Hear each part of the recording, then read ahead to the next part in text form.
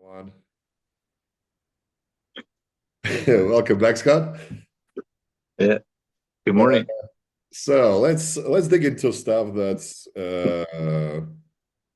definitely important. Carrying on from all the conversations we've had so far about getting somebody bikini ready, uh, nice tone physique, some muscle definition, nothing too extreme. But what are the risks of dieting? Because more often than not, we already have assessed that we come across people who are already in calorie deficit. They don't even know that. And then they want to go and do something even crazier than that. And let's be honest, a lot of times those people come to somebody and they get assessed. Maybe they get nutritional, like dietary feedback and whatever the hell that's happening. And then the person that they have reached out to usually will tell them, well, we need calorie deficit. You're eating so much, that means we need to eat even less. So, lo and behold, a lot of issues happen. What are the physiological effects of aggressive and prolonged nutritional, being in calorie deficit for too long, essentially? Well, the body is constantly adapting to its environment. So if you need 2,000 calories to quote unquote maintain a physiology and you don't provide that, then the body will adapt accordingly. And it adapts how it has to in terms of a survival point of view. It's not what you think or the person thinks. It's not adapting in a way that you want it to adapt. It's adapting in a way that its environment is making it suited to adapt for. So oftentimes, a lot of processes in the body sort of downregulate. NEAT, like your non-exercise activity thermogenesis, is one of the major, if it is the major component of how many calories your body needs. It's one of the things that the body will start to downregulate first. People that are, fidgety, toe tappy, whatever, those things are all subconscious movements. And that stuff just slowly comes to a halt if the energy provided is not adequate. And that actually adds up to the energy balance that's needed throughout the day. So the body's just constantly at a state of adaptation. And if you constantly are underfeeding it, it's just going to adapt to that scenario. The problem where it comes with females is because of their it's not that they're more, well, they are more complex, but their hormonal environment is a little bit more volatile intentionally because it's cyclical. They have their menstrual cycle every month theoretically, and that's a process that men can't do. Obviously we can't bear children, women do. And one of the things that the body is going to perceive when it comes to survival is like, hey, if I don't have enough energy to fully fuel this machine, I absolutely can't fuel an offspring. So we have to downregulate other things here, here, here. And so one of the things that's going to deem to not be priority is reproduction. Because where in biology would that make sense where there's not enough raw material, so let's keep having more dependence on it?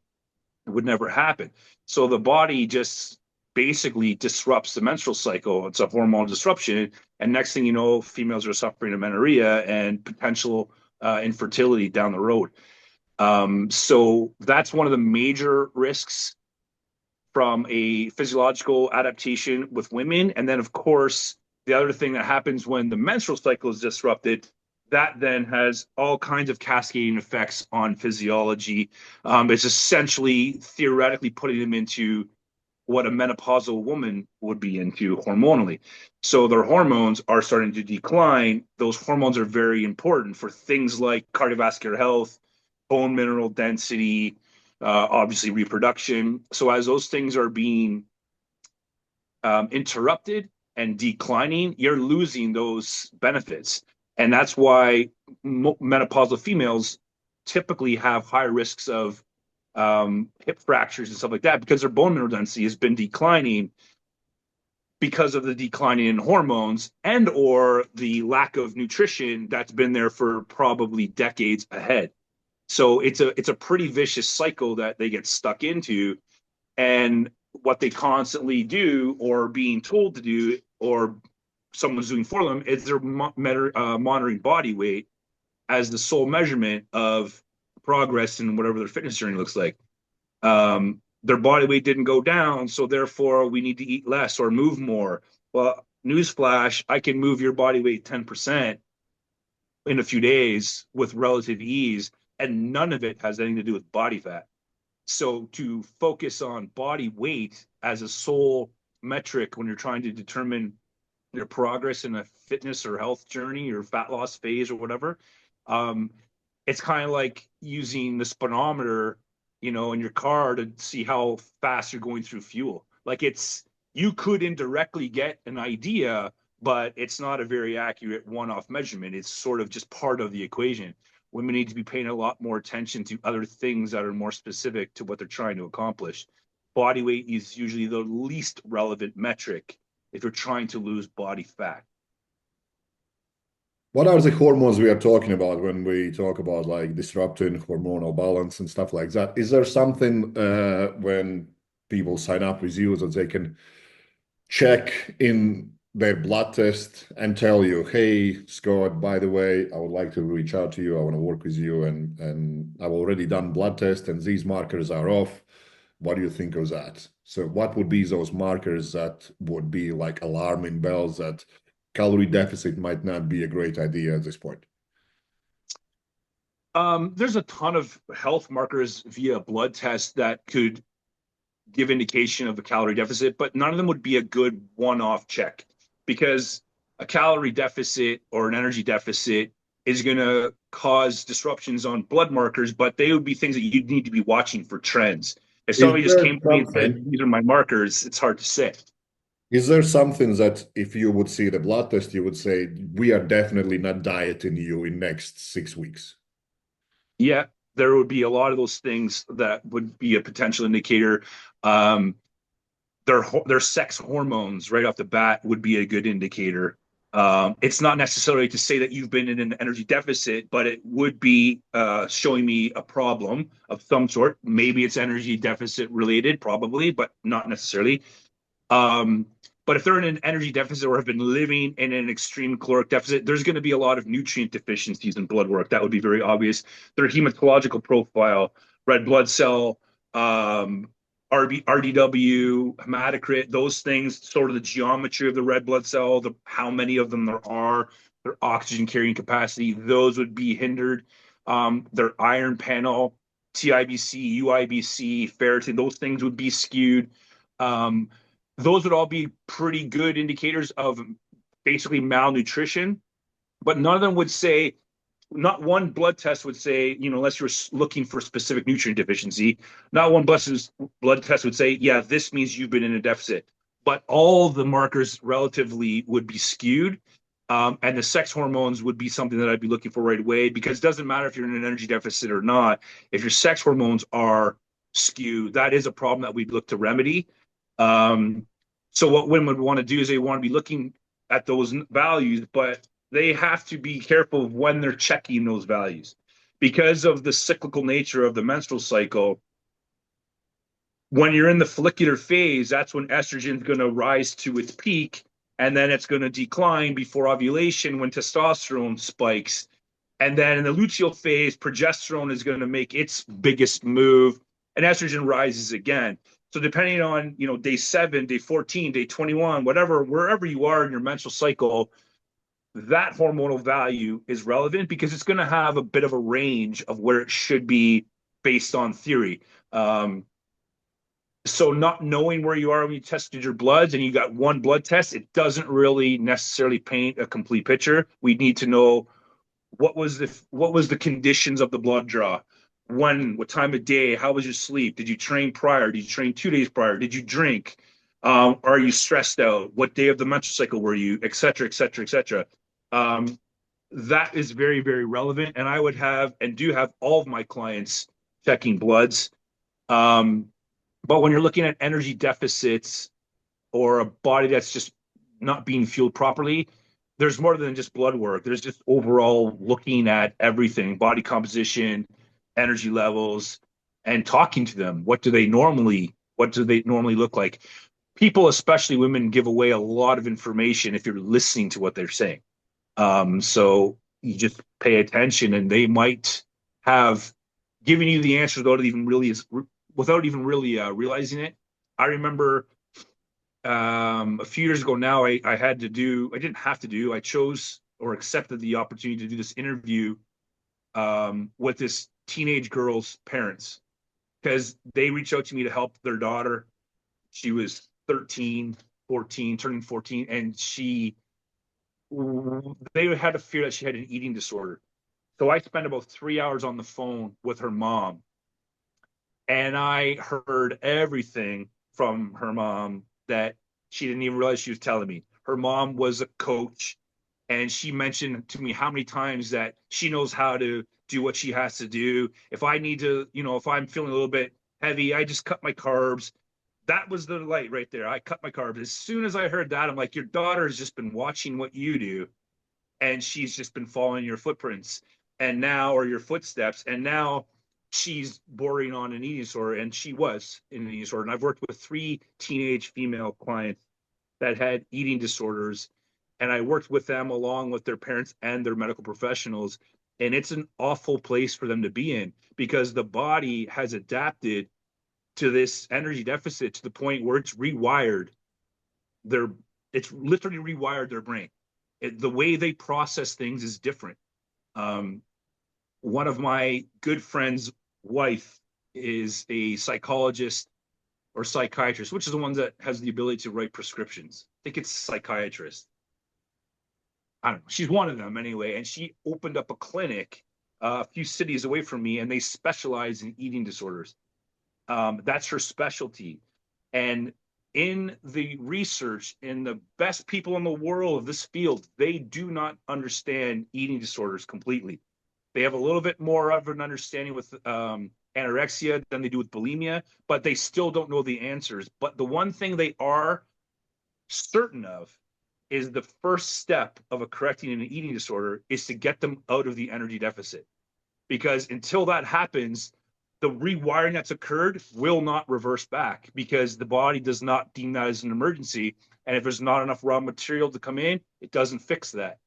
So that's the number one step. That's why if eating disorders get severe enough, they will actually be putting people in hospitals and hook them up to IVs because they don't have a choice now. Now the nutrients that they need are being administered to their body. And until they get the energy balance where it needs to be, they cannot reverse these adaptations. So if females and males are eating low enough of an energy balance for long enough, some of these adaptations can become boring on permanent if you're not able or willing to do what it takes to reverse them. And it's not an easy process. Yeah, I think that's a big one that people miss out, that we need nutrients to create hormones and everything else. Everything. More often than not, we just hear like, oh, protein is for muscle and carbs are for energy and fat is for whatever. And you're like, oh, it's a bit more complex than that. What what are the risks in psychology? You kind of tapped into it a little bit already, but what do you see changing in people's behavior if they are in aggressive calorie deficit or prolonged calorie deficit? Specifically, if there is a difference between men and women. Well, definitely psychology is not my specialty by any means, but definitely what you see when people are, quote unquote, starving is mood shifts, like extreme mood shifts. They're going to have a lot more irritability. They're going to have a lot more trouble concentrating. They're going to have a lot less energy. How they process information is going to be becoming skewed.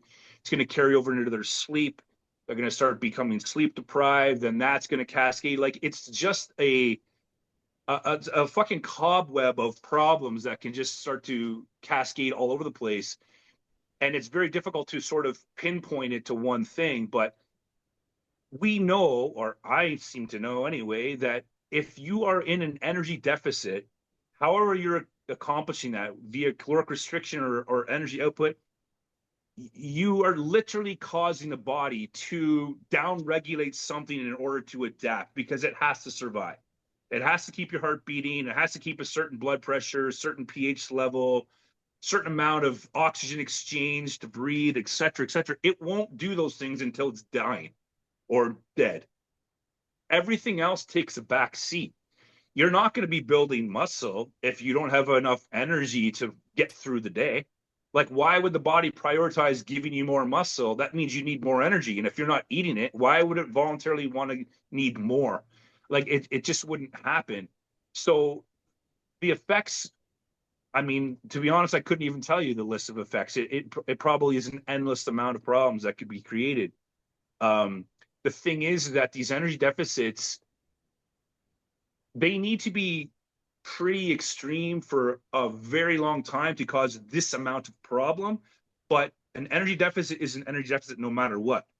How big the deficit just changes the onset of action. It's still going to do what it's going to do. But the quicker you get to these problems depends on the approach. But at the end of the day, an energy deficit is meant to be for the loss of adipose tissue. That's really, I can't think of too many other reasons why you'd want to be in an energy deficit other than to lose body fat. And you can't want to always be losing body fat. That doesn't make any sense. Like, when are you going to make progress towards improving your performance or increasing the amount of muscle you carry? You can't really do that in an energy deficit.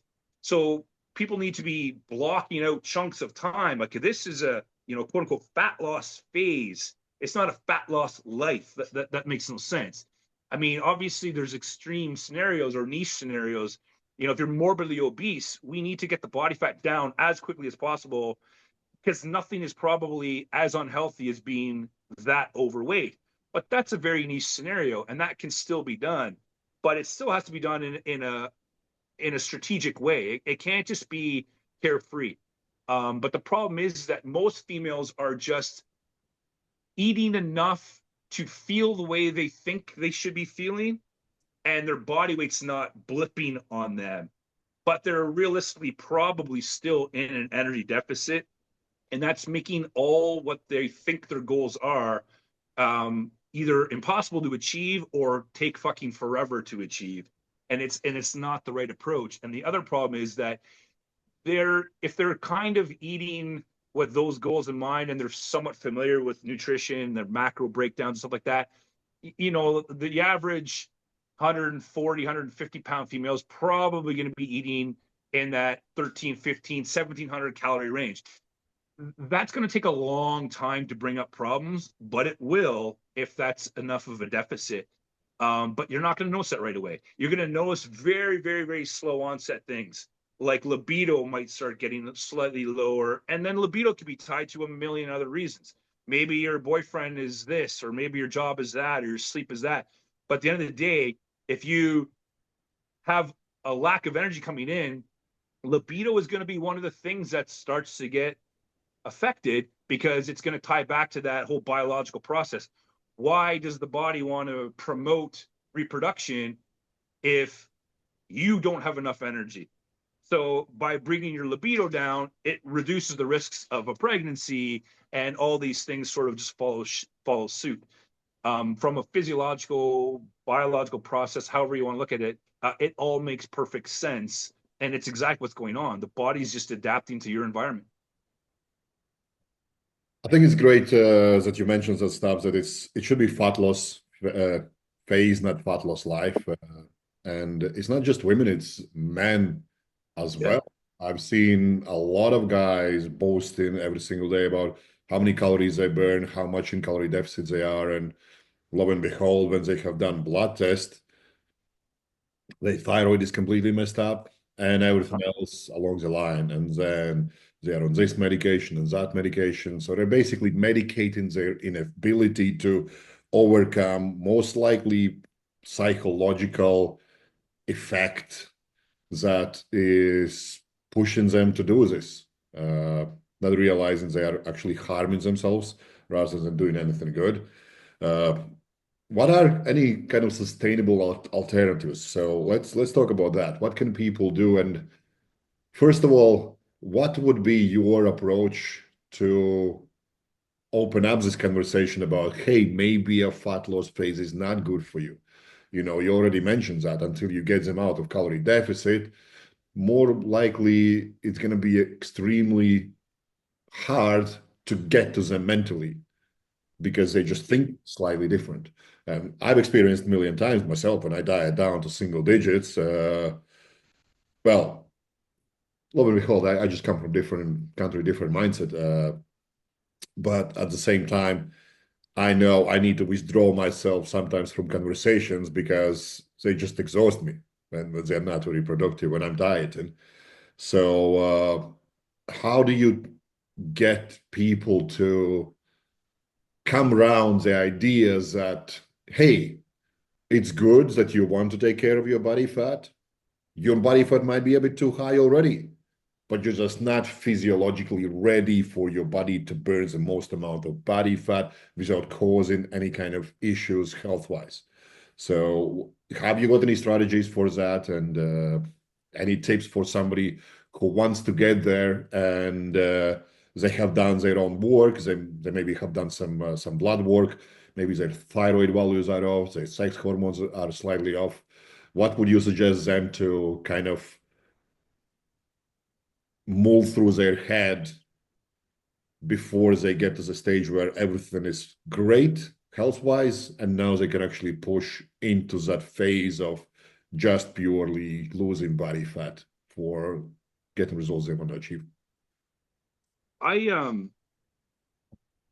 I try very hard to choose the words that I use specifically, and I'm very honest with people. If I tell you something, I meant it. So I typically just talk to my clients and tell them the truth. Um, and 9 times out of 10, 9.5 times out of 10, a new female client, I'm working with one now actually. Um, she competed. She had a very typical first competition. She had a very typical approach to the stage, and it's fucked her up quite a bit. She's quite down on it. Um, and she said, I want to compete. I want to fix this, fix this, fix this. I want to compete this summer, and then I want to, look to start a baby at the end of the year. And I kind of just looked at all the information and talked to her, and I said, like, realistically, that's not going to happen effectively. We could probably force these things because you're young and you're healthy, but that's not what you want to do. You want to set the stage appropriately. So what I do is I just offer them the information and try to coax them. I don't force anybody, but I give them the information, and so far they take what I'm saying and they follow what I do, and it'll work. It'll work every single time. But usually, what I do is I'll take a new female client and I will get what I determine to be an accurate body composition measurement. I will determine their caloric needs based on what they're doing, what their life looks like, and the type of training we will or will not be doing, like whatever that happens to be. And I will calculate them a theoretical maintenance caloric level. I don't really like the term maintenance. I think it's kind of stupid because that's a forever moving target that changes throughout the day, every day. But that's what everyone's sort of holding on to. So, whatever, I determine what that is. And then I say, you have to stay here for 2 menstrual cycles, complete menstrual cycles. There's no negotiating on this. If you fall off, we prolong the wait time because I need to see what their body response will be. And so far, every single time, it's led to fat loss every single time because it just shows me. Now, this is assuming this is a specific demographic, right? We're talking about my clients that approach me or new clients that approach me that are fitness driven, not, a morbidly obese gen poppers. That's different. But every single time, this maintenance level has led to fat loss because they were just malnourishing their body. The body needed more. And so what happens is I say, okay, I want you to pay attention to a few things. I said, don't worry about the scale weight. If scale weight doesn't bother you, check it every day. I want to track averages, but if it bothers you, don't check it at all because I don't care. I want to know what you're noticing. And I said within the first few days, you should notice a change in energy every single time they notice that. Because all of a sudden now their body has more fuel. As soon as their energy levels increase, their ability to do things improves. And so we start looking at different metrics that are more relevant to the goal to track. And because I'm not basing this on opinion, I'm literally basing this on how your body functions. I know 100% it's going to work. So if I'm telling you which markers to look for and those markers are improving, they start to get motivated. And then we start to look at, okay, now let's look at other things. Then we bring body weight in eventually, but body weight might not move at all for weeks. And that's okay. That doesn't matter at all because I can make body weight move easily. But what I want to see happen is I want to see body fat going down. And that will happen linearly if they follow it. So I don't know if I have a strategy or not. I really just am telling them the truth and monitoring it with them. And we do regular check-ins just to keep compliance high. So they're being held accountable. But once they see that starting to take place, they start to relax a little more. And as soon as they start to relax a little more, then all of a sudden you really start seeing some momentum shift and progress starts becoming very obvious. That's how I've always been approaching this. That's how it seems to work. Once I get down to the point where, okay, this person needs some strategies to keep them compliant, well, then there's different tricks of the trade that you can do. Like I can give you, like a lower calorie day to keep your motivation high, but really I'm actually refeeding it to you a few days later. You're just not catching it. So I'm keeping the overall energy balance the same. I'm just skewing it on a daily level. That can help. But at the end of the day, the body is average over time. So if the average over time has got your energy where I need it, you're going to get the results that we're looking for. And I just then adjust based on those results. Do you have any kind of acknowledgement of any kind of negative, well, unhealthy patterns that might suggest that someone is unconsciously or consciously pushing themselves into negative calorie balance all the time? I can give you an examples of somebody who's only eating breakfast and then suddenly they're snacking on some peanut butter midday because they are just so energy deprived, and then those kind of things. Is there something that you notice that there is behavior that might give you a trigger that this person might not even know that they are consistently in calorie deficit, and that's why they are not getting anywhere with their goals, and that's why they're always irritated, lethargic, taking million supplements just get through the day, and so on and so forth? Is there Yeah, something? there's a lot of indirect things that can start to show that. I don't have one way of catching it after you did it once. Uh, I try to give my clients the benefit of the doubt whenever I can. But I have them tracking so many different metrics that I'll catch things relatively quickly based on the trends. And sometimes it has nothing to do with their body weight or even their body, how they perceive their body image. It could literally be in something totally different, like joint. How are your joints feeling? How's your sleep been? How's your libido been? Those kinds of things will slowly start to add up. But it's hard. If they're deliberately lying, it can be a little bit more difficult. But if you're paying attention, you'll figure it out. But after a few weeks, if I'm not seeing certain progress after a few weeks, I'll know if they're lying because how I base my program designing and how I'm tracking it is not an opinion. So if it's not doing what it's supposed to do, I know you're just not following it. So then the question becomes, is this deliberate or not? The biggest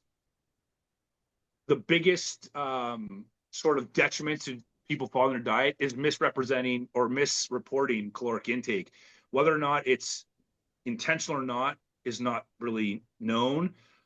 I like to believe that most of my clients aren't intentionally self-sabotaging. I'm sure some do, some have, but most of the time they're just not realizing hey, this adds up. This also adds up. So after a few weeks, if I'm noticing certain things that are not moving, I know something's wrong. But depending on what the cause is, it can take a little while to decipher. And depending on how consistent the client is, it can also take a couple, some time to decipher. But eventually it'll come out if they're not giving away clues with how we're communicating. When I do my check-ins, it's not just data that we pass over the computer screen. I do video calls or in-person check-ins with all my clients regularly. So people tell you a lot without telling you. So there's other things you can look at. But if I'm just literally looking at the data, even that will give it away eventually. It just depends on how off things are, will determine how quickly I discover it. Yeah, it's a big one to be consistent with metric tracking, and it seems like also the hardest one for people to kind of get on board with as well. More often than not, they're like, "Yeah, I just want to lose some body weight." Well, you can't if you don't know what you're doing. Yeah. You don't know what you're eating, if you don't know how you're training, and even when you do know how you're going through the day, more often than not, you're not acknowledging all the little things like you said, fidgeting.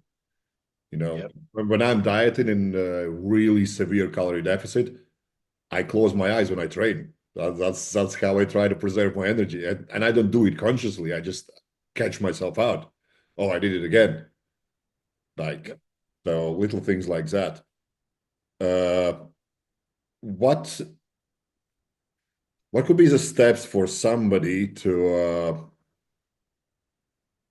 make sure that they don't get to the point where their health suffers? Is there something that you think like they could come up with, and like you already said, libido, sleep, joint health, and whatnot? More often than not, now I see that people, women specifically, who are like in their 40s, 50s, 60s, they just take it as granted. It needs to be off. My joints ache, so what? It's kind of coming his way with age. So what do you do in those instances? I would tell them to hire someone like you or myself. But yeah, it's tough. It's hard to say. You shouldn't be feeling that. You shouldn't be feeling joint pain unless you have an injury. That doesn't make any sense at all.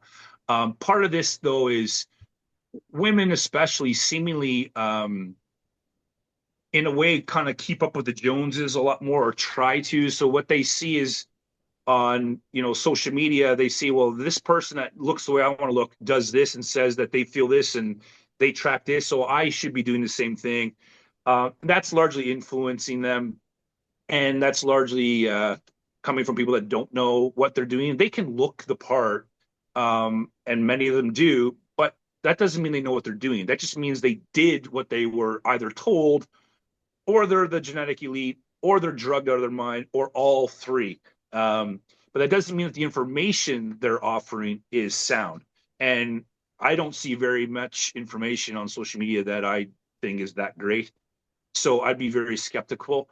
But I think females should just right off the bat make sure, and not just females, everybody should make sure the foundation is set right.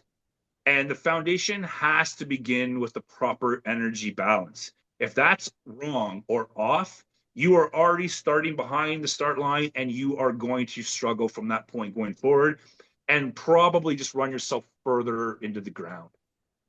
So would it be correct to assume that if somebody comes to you and you have an interview and you talk to them and they start talking about, hey, I need to fix my joints, they're always aching, and you maybe go a little bit private about like sex drive and whatnot, and they're like, I don't have sex drive, but they maybe tie it into, oh, because I don't look good, and so on and so forth, uh, and my sleep is off, and all those kind of things.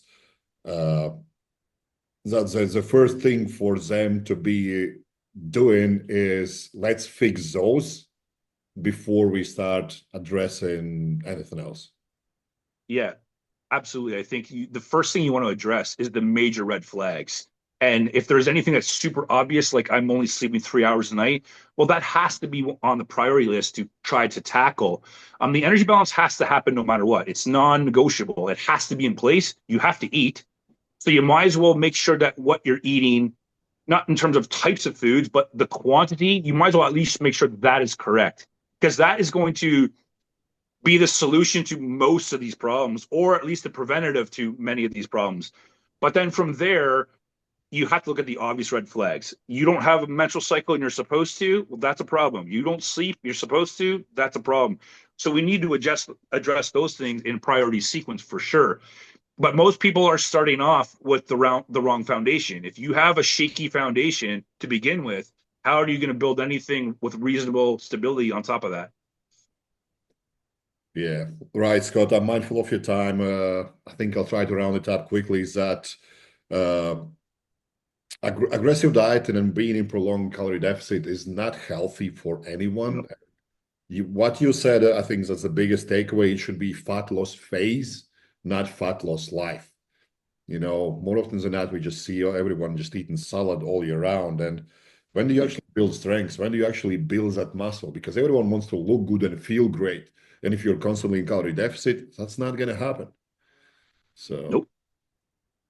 Cool. Appreciate your time, Scott, and I'll see you next video. Yeah, sounds good. Thanks.